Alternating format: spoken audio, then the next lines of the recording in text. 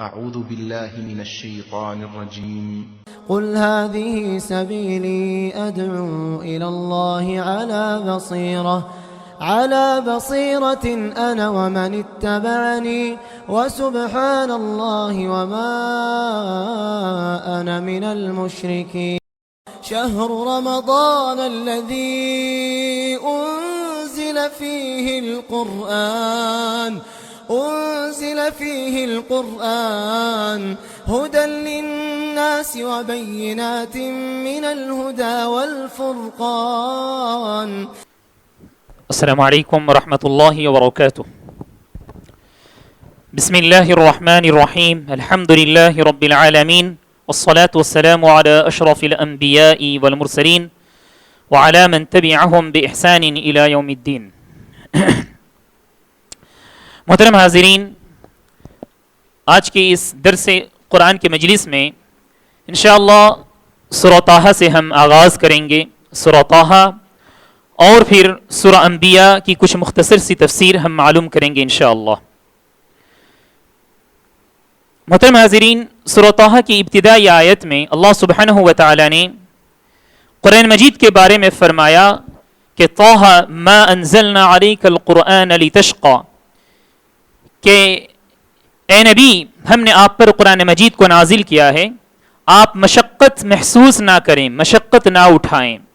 الا تذکرۃ لمن یخشی، بس یہ تو نصیحت ہے، جی ہاں یاد دہانی کے طور پر ہے ان لوگوں کے لیے جو اللہ سبحانہ و تعالیٰ سے ڈر اور خوف رکھتے ہیں.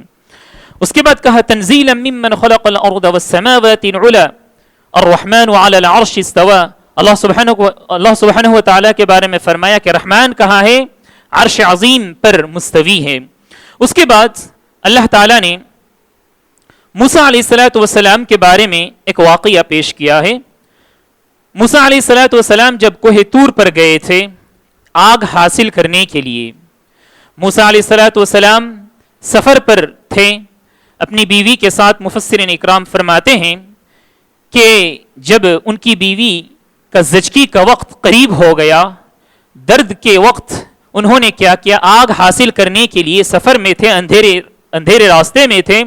انہوں نے کہیں دور سے دیکھا کہیں آگ نظر آ رہی ہے تو آگ لینے کے لیے گئے. اللہ سبحانہ و تعالیٰ نے فرمایا اذ رأى نارا فقال لأهلهم كثوا، جب انہوں نے آگ کو دیکھی کہا اپنے اہل و عیال سے کہ تم یہیں پہ ٹھہرو. انی آنست نارا لعلی آتیکم منها بقبس او اجد على النار هدى، امید ہے کہ میں وہاں سے کچھ آگ لے کر آؤں، روشنی لے کر آؤں اور جو ہے راستہ اس کے ذریعے سے حاصل کر سکوں.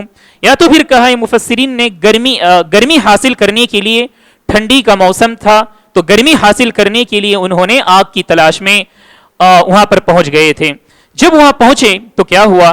اللہ سبحانہ و تعالیٰ نے فرمایا فلما اتاها نودی یا موسیٰ، جب ان کو یہ لگا کہ وہاں آگ ہے لیکن آگ نہیں تھی، ایک طرح کی ایک روشنی تھی، تو اللہ سبحانہ و تعالیٰ کی طرف سے آواز آئی انی انا ربک فاخلع علیک، میں تمہارا پروردگار ہوں، تم اپنے جوتوں کو نکال دو. انک بالوادی المقدس طوی، تم بابرکت جگہ پر موجود ہو. وانا اخترتک فاستمع لما یوحى اننی انا اللہ لا الہ الا انا فاعبدنی واقم الصلاۃ لذکری. اس کے بعد اللہ سبحانہ و تعالی نے موسیٰ علیہ السلام کو کچھ نصیحتیں کی نماز قائم کرنے کے لیے. اس کے بعد قیامت کے بارے میں کہا. پھر اللہ سبحانہ و تعالیٰ نے ید بیضاء اور عصا دیا. پھر اس عصا کے بارے میں فرمایا کہ تمہارے ہاتھ میں یہ کیا ہے؟ موسیٰ علیہ السلام نے فرمایا قال ہی عصائی. صرف اللہ رب العالمین کا سوال اتنا تھا وما تلک بیمینک یا موسیٰ، اے موسیٰ تمہارے ہاتھ میں کیا ہے؟ لیکن انہوں نے جواب میں جو ہے اضافہ کیا، کہا قال ہی عصائی، یہ میری لاٹھی ہے. بس اتنا ہی کافی تھا جواب کے لیے. لیکن موسیٰ علیہ السلام نے جواب میں اور مزید باتیں کہی. کہا اتوکأ علیہا، میں اس کے ذریعے سے ٹیکا لیتا ہوں. وأحش بها على غنمی، اور اس کے ذریعے سے پتوں کو توڑتا ہوں اور جو ہے جانوروں کو کھلاتا ہوں. ولی فیہا مآرب اخرى، اور اس کے ذریعے سے میرے اور بھی کام ہیں. تو مفسرین اکرام نے فرمایا کہ گویا کہ اللہ سبحانہ و تعالیٰ سے ہم کلامی کا جو لطف ہے وہ انہیں مل گیا تھا اور ان کو ایک موقع ملا کہ اللہ سبحانہ و تعالیٰ سے مجھے بات کرنے کا موقع مل رہا ہے تو چلو اور زیادہ بات کو لمبی کر دیں. یہ ایک مومن جو ہے اللہ سبحانہ و تعالیٰ سے جب ہم کلام ہوتا ہے وہ چاہتا ہے کہ میرا کلام میری بات اللہ سبحانہ و تعالیٰ سے اور لمبی ہو جائے, اور ہمارے لیے اس کا طریقہ کیا رہ گیا ہے, وہ ہے نماز. پھر نبی صلی اللہ علیہ وسلم نے فرمایا ہے کہ نماز کیا ہے, معراج للمؤمن, کہ مومن کے لیے یہ معراج ہے. جیسا کہ آپ صلی اللہ علیہ وسلم کو موقع ملا تھا اللہ سبحانہ و تعالیٰ سے ہم کلام ہونے کا, تو ہمارے لیے ایک موقع کیا ہے, وہ نماز ہے. ہم نماز میں جتنی دیر تک رہیں گے تو گویا کہ ہم اللہ سبحانہ و تعالیٰ سے ہم کلام ہو رہے ہیں. اس کے بعد اللہ سبحانہ و تعالیٰ نے موسیٰ علیہ السلام سے کہا, اس سے پہلے بھی ہم نے معلوم کیا کہ دعوت دینے کے سلسلے میں فرعون کے پاس جاؤ اور دعوت دو, لیکن یہاں ایک بات اللہ سبحانہ و تعالیٰ نے بیان کی ہے کہ موسیٰ علیہ السلام کو جب حکم ملا دعوت دینے کے لیے تو انہوں نے ایک دعا کی تھی. وہ دعا کیا تھی, کہا قال رب اشرح لی صدری ویسر لی امری واحلل عقدۃ من لسانی یفقهوا قولی واجعل لی وزیرا من اہلی ہارون اخی اشدد به ازری واشرکہ فی امری. کہا اے پروردگارا میرے دل کو کشادہ کر دے, اتنا بڑا بادشاہ ہے, جابر اور جو ہے ظالم بادشاہ ہے, ہر کوئی جانے سے پہلے سوچے گا 1000 مرتبہ. اللہ سبحانہ و تعالیٰ کا آرڈر ہے موسیٰ علیہ السلام کے لیے کہ تم جاؤ, لیکن انہوں نے دعا کی کہ پروردگارا میرے سینے کو, میرے دل کو تو کشادہ کر دے, اور معاملے کو تو آسان کر دے, اور میری زبان کو تو صحیح سالم کر دے, تاکہ وہاں جا کر نہ لڑکھڑائے, صحیح ڈھنگ سے بات کر سکیں. اور اسی طرح کہا کہ اے پروردگارا میرے بھائی کو میرا وزیر بنا دے, میرے ساتھ میرے بھائی کو تو دے دے. یہ موسیٰ علیہ السلام کی دعا تھی. اللہ سبحانہ و تعالیٰ نے کہا قال قد اوتیت سؤلک یا موسیٰ, اے موسیٰ تم نے جو مانگا وہ تمہیں دے دیا گیا. اسی طرح انہوں نے دعا کی اور اللہ سبحانہ و تعالیٰ کے حکم سے وہاں گئے, اور جو کچھ ہوا تھا ہمیں اس سے پہلے بھی معلوم ہے کہ فرعون نے طلب کیا کہ کوئی جادو پیش کرے, اور اس نے بھی جادوگروں کو پیش کیا. الغرض فرعون کو شکست ملی, موسیٰ علیہ السلام کی جیت ہوئی اللہ رب العالمین کے حکم سے. ایک اور نصیحت کی تھی اللہ سبحانہ و تعالیٰ نے موسیٰ علیہ السلام اور ہارون علیہ السلام کو, اور وہ چیز وہ نصیحت ہر داعی کے لیے ضروری ہے. کہا فَقُولَا لَهُ قَوْلًا لَيِّنًا لَعَلَّهُ يَتَذَكَّرُ أَوْ يَخْشَىٰ. آپ دونوں وہاں جا کر نرم انداز سے بات کرنا. ہو سکتا ہے اس نرم انداز سے بات کرنے کی وجہ سے وہ جو اللہ رب العالمین سے ڈر جائے یا نصیحت حاصل کرے. تو پتہ چلا جب ہم دین کی باتیں کریں تو غصے سے نہیں, ڈانٹ ڈپٹ کے انداز سے نہیں, بلکہ نرم انداز سے. اس سے پہلے بھی اللہ سبحانہ و تعالیٰ نے کچھ ہدایتیں کی تھی کہ بات کرنے کا انداز کیا ہونا چاہیے. ادفع باللتی ہی احسن, اگر کبھی جو ہے بحث و مباحثہ کا موقع آ جائے تو اچھے طریقے سے, اچھے انداز سے ہمیں بات کرنی چاہیے. اس کے بعد اللہ سبحانہ و تعالیٰ نے موسیٰ علیہ السلام اور فرعون کے درمیان جو مکالمہ ہوا تھا وہ لمبا قصہ یہاں اللہ رب العالمین نے بیان کیا ہے. اور اس کے بعد کہا کہ موسیٰ علیہ السلام کو اللہ سبحانہ و تعالیٰ نے جو مدد کی تھی, جو ان پر احسانات تھے, سب سے پہلی بات تو یہ ہے کہ موسیٰ علیہ السلام کی پرورش فرعون کے گھر میں ہوئی تھی. وہ کس طرح؟ اس طرح کہ ہم اس سے پہلے بھی معلوم کیا کہ فرعون نے یہ حکم دیا تھا کہ اس وقت کوئی بھی بچہ جو ہے نہ بڑا ہو, اگر بچہ پیدا ہو تو اسے کاٹ دیا جائے گا, قتل کر دیا جائے گا. لیکن ان کی ماں نے ایک صندوق میں ان کو داخل کر کر جو ہے سمندر میں ڈال دیا تھا. اور بالآخر جس کے ڈر سے فرعون یہ جو ہے پلاننگ کیا تھا, یہ سازش رچ رہا تھا, اللہ سبحانہ و تعالیٰ کی مرضی یہ تھی کہ اسی کے گھر میں اللہ سبحانہ و تعالیٰ نے اسی بندے کی پرورش کروائی, اور اس کے خلاف آ کر جو ہے اللہ سبحانہ و تعالیٰ نے کھڑا کیا اس بندے کو, موسیٰ علیہ السلام کو. یہ سب واقعات اس کے اندر موجود ہیں. اس کے بعد آئیے حضرات, موسیٰ علیہ السلام نے اپنے بھائی کو 40 دن کے لیے اللہ رب العالمین کے حکم سے چلے گئے کتاب لینے کے لیے, احکامات لینے کے لیے. اس کے بعد کیا ہوا, ان کے گروپ میں ایک آدمی تھا جس کا نام تھا سامری. اس نے کیا کیا, ایک بچڑے کو تیار کیا, سونے کا بچڑا تھا وہ, اور اس کے پیچھے حصے سے ہوا داخل ہوتی تھی, اور سامنے سے جب نکلتی تھی تو آواز آتی تھی. تو لوگوں نے یہ یعنی لوگ یہ سمجھنے لگے کہ یہی رب ہے, یہی الہ ہے. الغرض یہ لوگ اس کی عبادت میں لگے رہے. پھر موسیٰ علیہ السلام جب آئے غصے میں ہارون علیہ السلام کی داڑھی کو پکڑ لیے اور کہنے لگے کیا میں نے اس کام کے لیے تمہیں جو ہے اپنا جو ہے دوست مقرر کیا تھا, امیر مقرر کیا تھا؟ تو جو ہے ہارون علیہ السلام نے معذرت پیش کی کہ وہ لوگ قریب تھے کہ مجھے مار دیتے, مجھے قتل کر دیتے, ان لوگوں نے اس طرح سے میرے ساتھ زبردستی کی. بہرحال موسیٰ علیہ السلام نے لوگوں سے کہا کہ آپ معافی مانگو, اور اللہ رب العالمین کی طرف سے ان لوگوں کے لیے سزا بھی مقرر کی تھی. وہ لوگ سزا کو پائے, اس کے بعد اللہ سبحانہ و تعالیٰ نے انہیں معافی دی. اس کے بعد اللہ سبحانہ و تعالیٰ نے اس صورت کے اندر قیامت کا ایک منظر پیش کیا ہے. کہا یوم ينفخ فی الصور ونحشر المجرمین یومئذ زرقا, کہ قیامت کے دن جب سور پھونکا جائے گا تو کیا ہوگا؟ سبحان اللہ, تمام کے تمام مجرمین کو ہم جمع کریں گے, اکٹھا کریں گے. اس وقت کیا ہوگا؟ سب لوگ ڈرے رہیں گے. اور وَيَسْأَلُونَكَ عَنِ الْجِبَالِ فَقُلْ يَنْسِفُهَا رَبِّ نَسْفًا, پہاڑ ریزہ ریزہ ہو جائیں گے جتنے بھی پہاڑ ہیں. اس کے بعد کہا کہ گویا کہ زمین میں کوئی نشان باقی نہیں رہے گی, ہموار زمین رہے گی, بالکل پلین رہے گی زمین, اس میں کوئی نشانی نہیں رہے گی. سبحان اللہ, کوئی آواز نہیں رہے گی. وَخَشَعَتِ الْأَصْوَاتُ لِلرَّحْمَنِ فَلَا تَسْمَعُ إِلَّا هَمْسًا, بس کھسر پھسر کی آواز آئے گی, کسی انسان کی بات کی کوئی آواز نہیں آئے گی. اور کہا اللہ تعالیٰ نے یومئذ لا تنفع الشفاعة الا من اذن له الرحمن ورضی له قولا, کسی کی سفارش کوئی کام آنے والی نہیں ہے اس دن, لیکن ہاں اللہ تعالیٰ جس کو اجازت دے اس کی سفارش قبول کی جائے گی. اس کے بعد اللہ تعالیٰ نے اس صورت کے اندر ایک دعا کا ذکر کیا ہے, اور اس دعا میں ایک چیز کے اضافے کا ذکر ہے, اور وہ کیا ہے؟ علم ہے.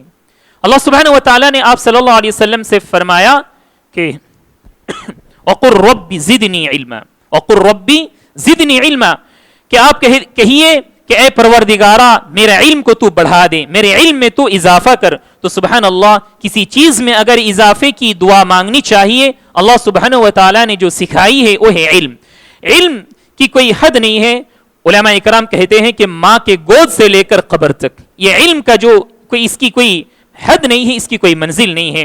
اس کے بعد آئیے حضرات, اللہ سبحانہ و تعالیٰ نے ایسے بندوں کے سلسلے میں کہا جو قرآن مجید سے منہ موڑتے ہیں, قرآن مجید کی باتوں کو نہیں سنتے ہیں, اللہ اور اس کے رسول کی باتوں کو نہیں اپنے دلوں میں ڈالتے ہیں. ان کے بارے میں فرمایا وَمَنْ أَعْرَضَ عَنْ ذِكْرِي فَإِنَّ لَهُ مَعِيشَةً ضَنْكًا وَنَحْشُرُهُ يَوْمَ الْقِيَامَةِ أَعْمَى, یہ لوگ جو ذکر اللہ سے اعراض کرتے ہیں, دور بھاگتے ہیں, کہا ان کی زندگی بہت مشکل کی زندگی ہوگی, اور قیامت کے دن ان لوگوں کو اللہ سبحانہ و تعالیٰ کہتا ہے کہ ہم ان کو اندھے پن کی حالت میں اٹھائیں گے, اندھے بنا کر اٹھائیں گے. پھر کہا یہ بندے جو ہے اٹھنے کے بعد کہیں گے ربی لما حشرتنی اعمی, پروردگارا تو مجھے اندھا بنا کر کیوں اٹھایا, میں تو دیکھنے والا تھا, میری بینائی اچھی تھی.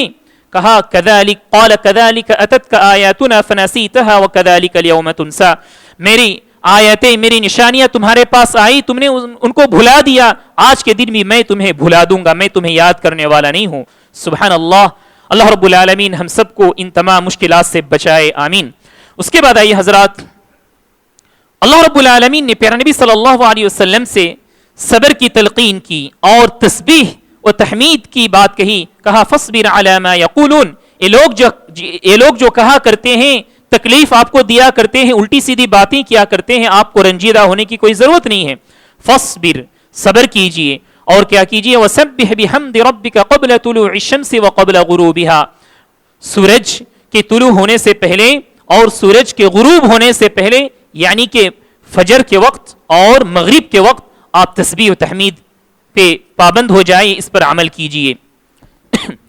وَمِنْ آنَاءِ اللَّيْلِ فَسَبِّحْ وَأَطْرَافَ النَّهَارِ لَعَلَّكَ تَرْضَىٰ, اور اسی طرح جو ہے آپ رات کے وقت بھی اللہ سبحانہ و تعالیٰ کی تسبیح بیان کیجئے. وَأَطْرَافَ النَّهَارِ, اور دن کے اطراف. تو گویا کہ بعض علماء اکرام نے کہا کہ اس کے اندر نمازوں کے اوقات کا ذکر آ گیا ہے کہ کس کس وقت ہمیں اللہ سبحانہ و تعالیٰ کی عبادت کرنی چاہیے. اس کے بعد ایک اور بہت اہم بات اللہ سبحانہ و تعالیٰ نے اس سورت کی اخیر میں کہا وَأَمُرْ أَهْلَكَ بِالصَّلَاةِ وَاصْطَبِرْ عَلَيْهَا لَا نَسْأَلُكَ رِزْقًا, اپنے اہل و عیال کو, اپنے گھر والوں کو نماز کا حکم دو, وَأَمُرْ أَهْلَكَ بِالصَّلَاةِ وَاصْطَبِرْ عَلَيْهَا، اور اس پر جم جاؤ اور اس پر ڈٹ کر رہو. تو سبحان اللہ، یہ بہت بڑی نصیحت ہے. اللہ سبحانہ و تعالیٰ کی جتنی بھی عبادتیں ہیں ان عبادتوں میں سے سب سے بڑی عبادت ہے نماز.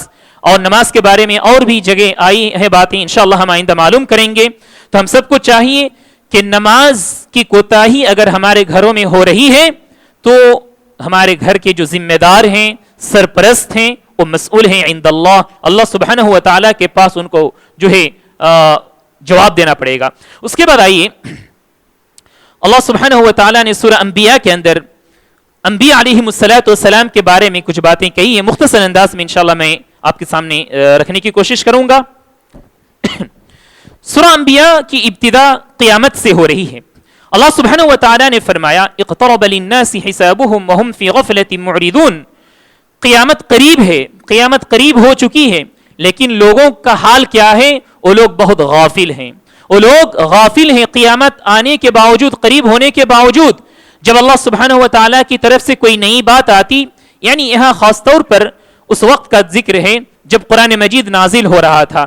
پیارے نبی صلی اللہ علیہ وسلم لوگوں کو قرآن مجید کی باتیں سنایا کرتے تھے. یعنی دن بدن جب بھی قرآن مجید کی کوئی نئی آیت اترتی تھی لوگوں کے سامنے آ کر پیش کرتے تھے تو لوگ جو ہے اسے نہیں مانتے تھے، بلکہ کھیل تماشا میں وہ لوگ اس کو کاٹ دیتے تھے. بلکہ بسا اوقات ان لوگوں نے کہا کہ یہ تو جادو ہے، یہ تو جادوگر ہے. پھر ان لوگوں نے کہا کہ قالوا اضغاث احلام، یہ تو خواب کے اندر پراگندہ کچھ خیالات ہیں. یعنی آدمی خواب میں، نیند میں کچھ ایسی باتیں دیکھتا ہے، ایسی چیزیں دیکھتا ہے جس کی کوئی حقیقت نہیں ہے.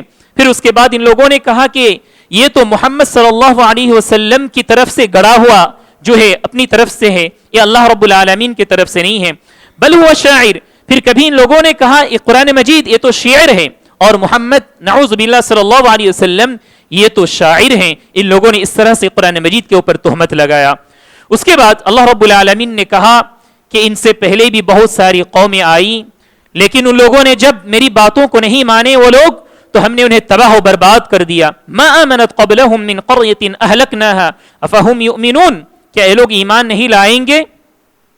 اس کے بعد اللہ سبحانہ و تعالی نے انبیاء علیہم السلام کے بارے میں کہا وما ارسلنا قبلك الا رجالا نوحي اليهم فاسالوا اهل الذكر ان كنتم لا تعلمون، کہ اے نبی ہم نے آپ سے پہلے جتنے بھی انبیاء کو بھیجے ہیں وہ سب کے سب مرد حضرات تھے، سب کے سب انسان تھے. انسانوں میں بھی عورتیں نہیں تھی. رجال یعنی سب مرد، اس لیے کہ مرد جس طرح سے ذمہ داری، جس طرح سے وہ بوجھ اور تکلیفوں کو برداشت کر سکتا ہے، محنتیں و مشقت کر سکتا ہے، ایک عورت کے لیے وہ ممکن نہیں ہے. اس لیے اللہ سبحانہ و تعالیٰ نے جتنے بھی انبیاء آئے ہیں تمام کے تمام جو ہے مردوں میں سے کیا تھا. اس کے بعد کہا، یعنی اللہ رب العالمین کفار قریش سے کہہ رہے ہیں کہ اگر تمہیں یقین نہیں ہے تو اپنے علماء سے پوچھو. ان کے علماء کون تھے اس وقت؟ یہود اور نصارہ کے علماء جو تھے. ان سے اللہ رب العالمین نے کہا اگر تمہیں محمد کی باتوں پر بھروسہ نہیں ہے تو تم اپنے علماء سے پوچھو، توریت میں یہ چیز لکھی ہوئی ہے، جو ہے انجیل میں یہ چیز لکھی ہوئی ہے. یہاں سے ایک اور بات کا پتہ چلتا ہے، اگر انسان کے پاس کسی چیز میں علم نہیں ہے تو علماء سے رجوع کرے، علماء سے معلوم کرے. اللہ رب العالمین نے فرمایا فَاسْأَلُوا أَهْلَ الذِّكْرِ، علماء سے پوچھو، ان کنتم لا تعلمون، اگر تمہیں کسی بات کا علم نہ ہو. اس کے بعد اللہ سبحانہ و تعالیٰ نے انبیاء علیہم السلام کے بارے میں اور کہا وَمَا جَعَلْنَاهُمْ جَسَدًا لَا يَأْكُلُونَ الطَّعَامَ وَمَا كَانُوا خَالِدِينَ، ہم نے ان کے جسموں کو ایسا نہیں بنایا کہ انہیں کھانے پینے کی ضرورت نہیں ہے. وہ کہ اللہ سبحانہ و تعالیٰ نے یہاں جو یعنی یہ بیان کرنا چاہتا ہے کہ انبیاء بھی انسانوں میں سے تھے. اس کے بعد آئیے حضرات، اللہ سبحانہ و تعالیٰ نے جو ہے عذاب کے سلسلے میں کہا جب کبھی عذاب آیا لوگوں کے پاس تو لوگ جو ہے اس کو تماشا اور کھیل ہی سمجھیں، لیکن جب عذاب آ گیا ان کو پکڑ لیا عذاب نے تو وہ لوگ بھاگتے رہے، اپنے قریے کو اپنے بستی کو چھوڑ کر بھاگنے لگے.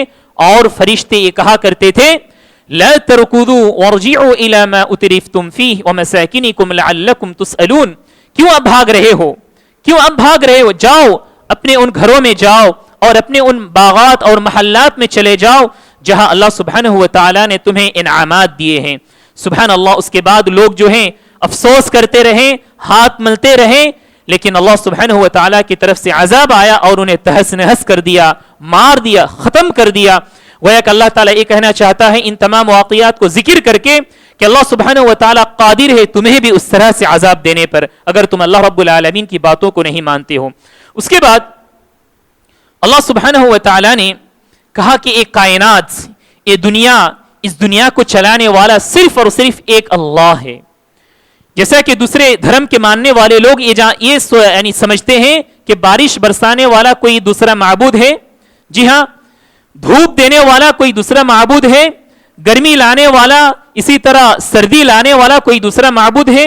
لیکن اللہ سبحانہ و تعالیٰ نے کہہ دیا لو کان فیہما آلہۃ الا اللہ لفسدتا، اگر اس دھرتی کے اندر ایک سے زائد معبود ہوتے تو اس زمین کا، اس دنیا کا جو نظام ہے یہ درہم برہم ہو جاتا. ایک معبود یہ کہتا کہ چلو آج بارش ہوگی تو دوسرا رب یہ کہتا کہ نہیں دھوپ ہوگی، تو گویا کہ دنیا کا نظام جو ہے درہم برہم ہو جاتا، کلاش ہو جاتا، ختم ہو جاتا. تو اس سے پتہ چلتا ہے کہ معبود حقیقی وہ ایک ہی ہے، وہ جو چاہتا ہے وہی ہوتا ہے اس دنیا کے اندر. اس کے بعد اللہ سبحانہ و تعالیٰ نے فرمایا فرشتوں کے سلسلے میں، کفار قریش کا جو ہے گمان تھا کہ فرشتے بنات اللہ سبحانہ و تعالیٰ کی بیٹیاں ہیں، گویا کہ وہ اولاد مانا کرتے تھے. اللہ سبحانہ و تعالیٰ نے فرمایا کہ لا وقالوا اتخذ الرحمن ولدا سبحانہ بل عباد مکرمون، یہ تو اللہ سبحانہ و تعالیٰ کے نیک اور جو ہے باعزت بندے ہیں فرشتے. لا يسبقونہ بالقول وهم بامرہ يعملون، یہ وہی کرتے ہیں جو اللہ سبحانہ و تعالیٰ انہیں کرنے کا حکم دیتا ہے. اللہ سبحانہ و تعالیٰ ان کی تمام باتوں کو جانتا ہے جو ماضی میں کیے ہیں اور جو مستقبل میں کریں گے. اور یہ لوگ یعنی کفار قریش کا یقین یعنی گمان یہ بھی تھا کہ فرشتے جو ہے قیامت کے دن ان کے لیے سفارشی کریں گے. اللہ سبحانہ و تعالیٰ نے فرمایا وَلَا يَشْفَعُونَ إِلَّا لِمَنِ ارْتَضَىٰ وَهُمْ مِنْ خَشْيَتِهِ مُشْفِقُونَ، یہ لوگ سفارش کرنے والے نہیں ہیں لیکن اللہ سبحانہ و تعالیٰ جس کے لیے اجازت دیں، اور یہ لوگ تو اللہ سبحانہ و تعالیٰ سے بہت ڈرنے والے ہیں. یہ اللہ سبحانہ و تعالیٰ نے فرشتوں کے سلسلے میں کہا. اس کے بعد کائنات کے سلسلے میں اللہ تعالیٰ نے کائنات کی تخلیق کے بارے میں کہا اولم یر الذین کفروا، کیا لوگوں نے غور نہیں کیا، کفار نے غور نہیں کیا، ان السماوات والارض کانتا رتقا ففتقناہما، یہ زمین یہ آسمان جو ہم دیکھ رہے ہیں ایسا کھلا ہوا نہیں تھا، یہ ملے ہوئے تھے، یہ آپس میں ملے ہوئے تھے. ففتقناہما، ہم نے ان دونوں کے درمیان علیحدگی کی، ہم نے ان دونوں کو یعنی الگ کیا. پھر کہا وجعلنا من الماء كل شيء حي، اور ہر جاندار چیز کو ہم نے پانی سے پیدا کیا. مفسرین اکرام نے فرمایا کہ ہر جاندار کو اللہ سبحانہ و تعالیٰ نے پانی سے بنایا ہے. اس کا مطلب کیا ہے؟ اس کا مطلب یہ ہے کہ ہر جاندار کی زندگی کے لیے پانی ضروری ہے، ہر جاندار کے لیے پانی کا ہونا بہت ضروری ہے. اس کے بعد اللہ سبحانہ و تعالیٰ نے آسمان کے سلسلے میں کہا کہ آسمان گویا کہ چھت ہے، جیسا کہ گھر کے لیے چھت ہوتی ہے اسی طرح دنیا کے لیے یہ آسمان یہ جو ہے چھت ہے، اور اس کو تھامے ہوئے کون ہے؟ اللہ سبحانہ و تعالیٰ ہی اس کو تھام کر رکھا ہے. اس کے بعد اللہ سبحانہ و تعالیٰ نے سورج چاند کے بارے میں فرمایا کہ یہ سب اپنے اپنے جو ان کی جو یہ یعنی فلک ہیں اپنی جگہ میں یہ لوگ گردش کرتے ہیں. اس کے بعد اللہ سبحانہ و تعالیٰ نے فرمایا وَمَا جَعَلْنَا لِبَشَرٍ مِّن قَبْلِكَ الْخُلْدَ، اے محمد صلی اللہ علیہ وسلم آپ سے پہلے بھی جتنے لوگ آئے ہیں کوئی اس دنیا میں نہیں رہے، ہر کسی کو مرنا تھا، ہر کسی کو جو ہے موت تھی. أَفَإِن مِّتَّ فَهُمُ الْخَالِدُونَ، اگر آپ کو انتقال کر جائیں، آپ کی موت آ جائے تو کیا یہ لوگ زندہ رہنے والے ہیں؟ یعنی کفار قریش یہ کہا کرتے تھے، ان کی یہ امید تھی، یہ تمنا تھی کہ محمد صلی اللہ علیہ وسلم لوگوں کو دعوت دے رہے ہیں اور لوگ دوسرے مذاہب کو چھوڑ کر ایک اللہ سبحانہ و تعالیٰ کی عبادت کرتے ہیں، یہ چیز انہیں تکلیف دیتی تھی. تو یہ لوگ پیارے نبی صلی اللہ علیہ وسلم کی موت کی تمنا کرنے لگے، تو آپ صلی اللہ علیہ وسلم کو تکلیف ہوا کرتی تھی. اس لیے اللہ رب العالمین نے فرمایا کہ آپ کو غم و رنج کرنے کی کوئی بات نہیں ہے، ان لوگوں کو بھی ایک نہ ایک دن مرنا ہے. کل نفس ذائقۃ الموت، ہر نفس کو ایک نہ ایک دن موت کا مزہ چکنا ہی ہے. وَنَبْلُوكُمْ بِالشَّرِّ وَالْخَيْرِ فِتْنَةً، اور ہم لوگوں کو جو ہے آزماتے ہیں، کبھی شر دے کر تو کبھی خیر دے کر. مثال کے طور پر کبھی اللہ رب العالمین انسان کو نعمتیں دیتا ہے، لیکن نعمتوں کو دے کر اللہ سبحانہ و تعالیٰ اس کو آزماتا ہے، اس کا امتحان لیتا ہے کہ کیا بندہ میرا شکر گزار ہوتا ہے یا نہیں. کبھی اللہ سبحانہ و تعالیٰ انسان کی زندگی میں مصیبت دیتا ہے تو مصیبتوں کو دے کر بھی اللہ سبحانہ و تعالیٰ امتحان لینا چاہتا ہے کہ کیا میرا یہ بندہ ان مصیبتوں میں رہ کر صبر کرتا ہے یا نہیں. پھر اللہ تعالیٰ نے فرمایا وَإِلَيْنَا تُرْجَعُونَ، اور تم سب کو میری ہی طرف لوٹنا ہے. اس کے بعد اللہ سبحانہ و تعالیٰ نے قیامت کے دن کے بارے میں کہا کہ قیامت کے دن جب حساب و کتاب ہوگا کسی پر کوئی ظلم نہیں کیا جائے گا، میزان رکھا جائے گا. وَنَضَعُ الْمَوَازِينَ الْقِسْطَ لِيَوْمِ الْقِيَامَةِ فَلَا تُظْلَمُ نَفْسٌ شَيْئًا، کسی بھی نفس پر کوئی ظلم نہیں ہوگا. وَإِنْ كَانَ مِثْقَالَ حَبَّةٍ مِّنْ خَرْدَلٍ أَتَيْنَا بِهَا، اگر ایک دانے کے برابر بھی کسی نے کچھ کیا ہے، اگر نیکی کا کوئی کسی نے کام کیا ہے تو اللہ سبحانہ و تعالیٰ اس کو ضرور بضرور لائیں گے اور اس کا بدلہ دیں گے. اگر کسی انسان نے کوئی برائی کی ہے تو اللہ سبحانہ و تعالیٰ اس کو بھی وہ دکھا دے گا. یہ اللہ سبحانہ و تعالیٰ کا جو ہے انصاف ہے جو قیامت کے دن ہم سب دیکھیں گے. اس کے بعد اللہ سبحانہ و تعالیٰ نے آیت نمبر 48 سے لے کر 50 کے اندر موسیٰ اور ہارون علیہ السلام کے بارے میں ذکر کیا، اور اس کے بارے میں ہم نے پہلے معلوم کر چکے ہیں.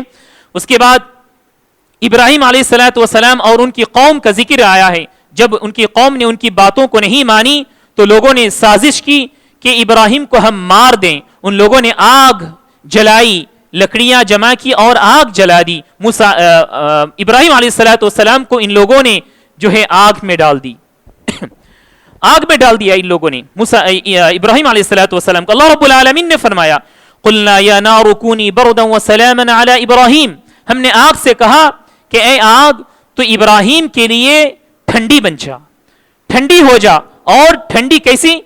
کہا کہ وسلاما علی ابراہیم، جو شانتی والی ہو، تکلیف دینے والی نہیں، کیونکہ زیادہ اگر ٹھنڈی ہو جائے وہ بھی تکلیف والی چیز ہو جاتی ہے. اس لیے اللہ سبحانہ و تعالیٰ نے کہا کہ تو سلامت والی آگ بن جا، ٹھنڈی ہو جا. پھر کہا وَأَرَادُوا بِهِ كَيْدًا فَجَعَلْنَاهُمُ الْأَخْسَرِينَ وَنَجَّيْنَاهُ وَلُوطًا إِلَى الْأَرْضِ الَّتِي بَارَكْنَا فِيهَا لِلْعَالَمِينَ. اس سے پہلے ابراہیم علیہ السلام کا وہ واقعہ ذکر ہے کہ عید کا دن تھا، سب لوگ جب عید کی طرف چلے گئے تو انہیں ایک موقع ملا کہ چلو ہم آج اصل معبود کون ہے، حقیقی معبود کون ہے اور اس کی کیا طاقت ہم دکھانے والے ہیں. ابراہیم علیہ السلام نے ان کے جو عبادت گاہ تھا اس کے پاس چلے گئے اور تمام جو ہے اصنام، معبودوں کو، بتوں کو انہوں نے توڑ دیا. صرف جو ان کی بڑی ایک مورتی تھی اس کو انہوں نے نہیں توڑا، چھوڑ دیا، اور جو کلہاڑی تھی اس کو اس کے گردن پر لٹکا دی. جب سب لوگ واپس آ گئے تو انہیں تشویش ہوئی کہ ایسا کام کس نے کیا. کسی نے کہا کہ ہو سکتا ہے ایک بندہ ہے جس کو ابراہیم کہا جاتا ہے، ہو سکتا ہے اسی نے کیا ہے. لوگوں نے ان کو بلایا اور سب کے سامنے بے عزتی کی ان کی. ابراہیم علیہ السلام نے کہا کہ اگر تم ان کو معبود مانتے ہو تو چلو ان سے ہی پوچھو. تو لوگوں نے کہا کہ کیا تم پاگل ہو چکے ہو، ان سے ہم بات کر سکتے ہیں کیا؟ تو ابراہیم علیہ السلام نے کہا کہ جو بات نہیں کر سکتی کوئی چیز، جو اپنا دفاع نہیں کر سکتی یہ سب مورتیاں، تو تم کیوں عبادت کرتے ہو ان کی؟ تمہیں کیا فائدہ اور نقصان پہنچا سکتا ہے؟ لوگوں نے تھوڑی دیر کے لیے سوچا ان کی باتوں کو، اس کے بعد پھر جو ہے اپنی روش پر آ گئے اور جو ہے ابراہیم علیہ السلام کے ساتھ ان لوگوں نے یہ سازش کی اور اللہ رب العالمین نے ان کو بچا لی. اس کے بعد اللہ سبحانہ و تعالیٰ نے لوط علیہ السلام کے بارے میں ذکر کیا جس کا ہم نے اس سے پہلے بھی معلوم کر چکے ہیں، اور اس کے بعد اسحاق اور یعقوب علیہ السلام کا بھی ذکر ہے. اس کے بعد اللہ سبحانہ و تعالیٰ نے فرمایا وَجَعَلْنَاهُمْ أَئِمَّةً يَهْدُونَ بِأَمْرِنَا، ان سب کو ہم نے امام بنایا ہے کہ ہمارے حکم سے یہ لوگوں کو راہ دکھاتے ہیں. وَأَوْحَيْنَا إِلَيْهِمْ فِعْلَ الْخَيْرَاتِ وَإِقَامَ الصَّلَاةِ وَإِيتَاءَ الزَّكَاةِ، ہم نے انہیں حکم دیا ہے کہ اچھائی کریں، نماز ادا کریں اور زکوٰۃ دیں. وَكَانُوا لَنَا عَابِدِينَ، یہ سب کے سب ہمارے نیک بندے تھے. اس کے بعد اللہ سبحانہ و تعالیٰ نے نوح علیہ السلام کے بارے میں ذکر کیا، پھر داؤد و سلیمان علیہ السلام کے بارے میں ذکر کیا. لیکن یہاں ایک واقعہ کا ذکر ہے وَدَاوُودَ وَسُلَيْمَانَ إِذْ يَحْكُمَانِ فِي الْحَرْثِ إِذْ نَفَشَتْ فِيهِ غَنَمُ الْقَوْمِ وَكُنَّا لِحُكْمِهِمْ شَاهِدِينَ. انشاءاللہ تفصیلی بات جو ہے سورہ سبا کے اندر آئے گی. اسی طرح پارہ نمبر 19، پارہ نمبر 22 کے اندر تفصیل سے بات آئے گی کہ اللہ سبحانہ و تعالیٰ نے سلیمان علیہ السلام کو کیا نعمتیں دی تھیں، اللہ سبحانہ و تعالیٰ نے داؤد علیہ السلام کو کیا سب نعمتیں دی تھیں، ان کا ذکر آئے گا، انشاءاللہ ہم معلوم کریں گے. لیکن میں یہاں آپ کے سامنے ایک واقعہ ذکر کرنا چاہتا ہوں جو اس کی طرف اشارہ اللہ سبحانہ و تعالیٰ نے اس آیت کے اندر کیا ہے. کہا کہ ایک مرتبہ کا واقعہ ہے. ایک مرتبہ جو ہے رات کے وقت ایک چرواہا بکریاں چرا رہا تھا. بکریاں چراتے ہوئے کچھ یعنی دن میں بکریاں چرا رہا تھا, شام ہو گئی تھی, بکریوں کو لے کر واپس آ رہا تھا. ایک انسان کی کھیتی میں وہ بکریاں گھس پڑی, چلی گئی. اتنے میں کیا ہوا, ان بکریوں نے کھیتی میں جو کچھ تھا اس کو کھا لیا, ختم کر دیا. اب ان دونوں کے درمیان, بکری کے مالک اور کھیتی کے مالک, ان دونوں کے درمیان جھگڑا ہو گیا. اب جو ہے ان جھگڑے کو لے کر ان دونوں نے داؤد علیہ الصلوۃ والسلام کے پاس پیش ہوئے. یہ دونوں حاضر ہوئے.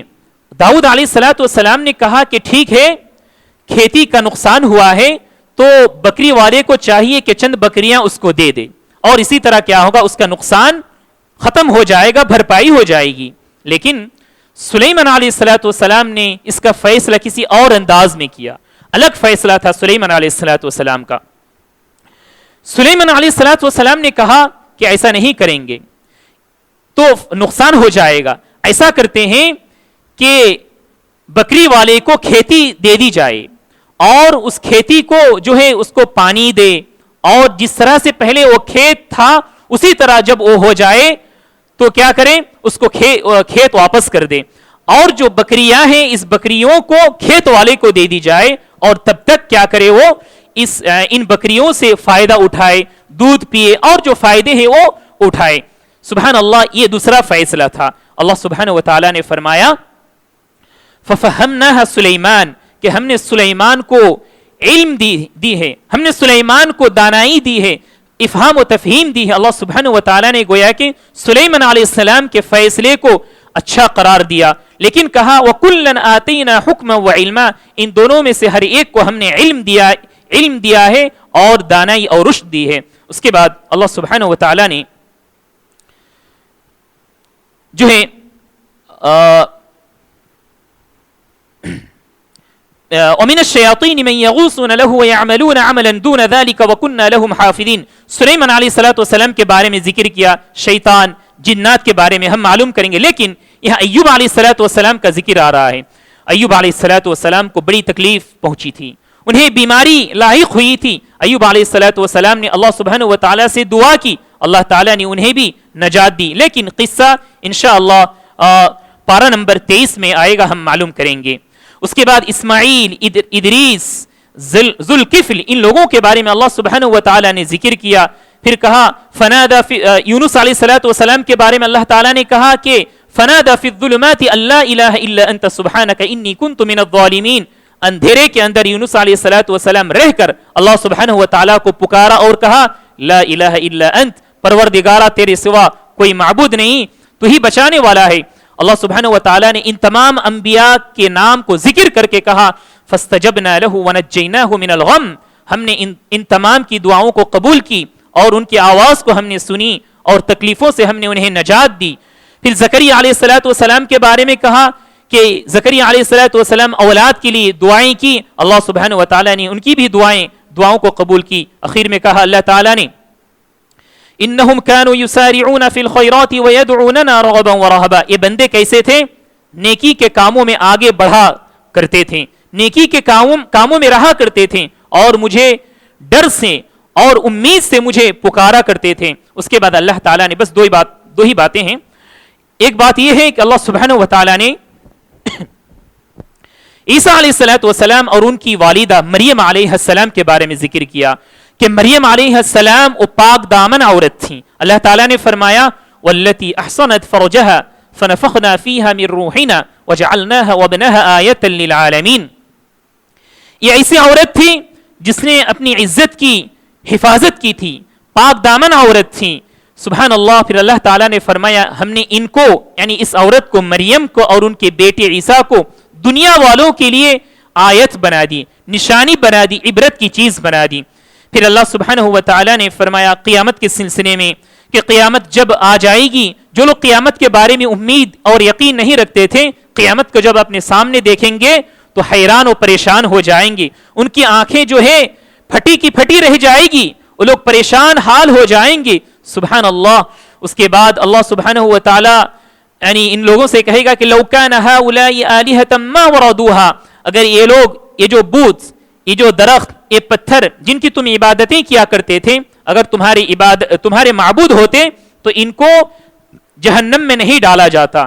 جتنے بھی معبودان باطلہ ہیں ان کے عابد اور معبود سب کو، عبادت کرنے والوں کو اور جس چیز کی عبادت کی جاتی تھی سب کو اللہ رب العالمین جہنم میں داخل کرے گا. اس کے بعد اللہ تعالیٰ نے نیک لوگوں کے بارے میں کہا کہ ان الذین سبقت لهم من الحسنى اولئک عنها مبعدون لا يسمعون حسیسها، جب یہ لوگ جنت میں داخل ہو جائیں گے تو جہنم کی کوئی آواز تک یہ لوگ نہیں سنیں گے. لا يحزنهم الفزع الاکبر وتتلقاهم الملائکہ، انہیں کوئی غم نہیں ہوگا جنت کے اندر، فرشتے انہیں ہاتھوں ہاتھ لیں گے اور جنت کے اندر داخل کریں گے. اس کے بعد اللہ تعالیٰ نے قیامت کا ایک اور منظر بیان کیا ہے کہ قیامت کے دن اللہ سبحانہ و تعالیٰ زمین و آسمان کو اس طرح لپیٹ لے گا جس طرح سے ہم پیپر کو لپیٹتے ہیں. کطی السجل للکتب، سجل رجسٹر کو کہا جاتا ہے، جیسا لکھنے والا لکھ کر اپنے رجسٹر کو موڑ لیتا ہے تو اللہ سبحانہ و تعالیٰ دنیا اور آسمان زمین ان کو موڑ لے گا. سورہ زمر کے اندر بھی ہے والسماوات مطویات بیمینی. اس کے بعد آخری بات یہ ہے اللہ سبحانہ و تعالیٰ نے پیارے نبی محمد صلی اللہ علیہ وسلم کے بارے میں کہا وما ارسلناک الا رحمتا للعالمین، اے نبی ہم نے آپ کو سارے جہاں کے لیے رحمت بنا کر بھیجا ہے. سبحان اللہ، آپ صلی اللہ علیہ وسلم کی رحمت ہر چیز کے لیے عام تھی، چاہے انسان ہو، وہ انسان اللہ کو ماننے والا ہو یا کسی اور کو ماننے والا ہو، اس کے ساتھ کبھی آپ صلی اللہ علیہ وسلم ڈانٹ ڈپٹ سے پیش نہیں آئے، سختی سے پیش نہیں آئے، رحم و کرم کے ساتھ پیش آئے. اسی طرح جانوروں کے ساتھ بھی آپ صلی اللہ علیہ وسلم رحم و کرم کا معاملہ کرتے تھے.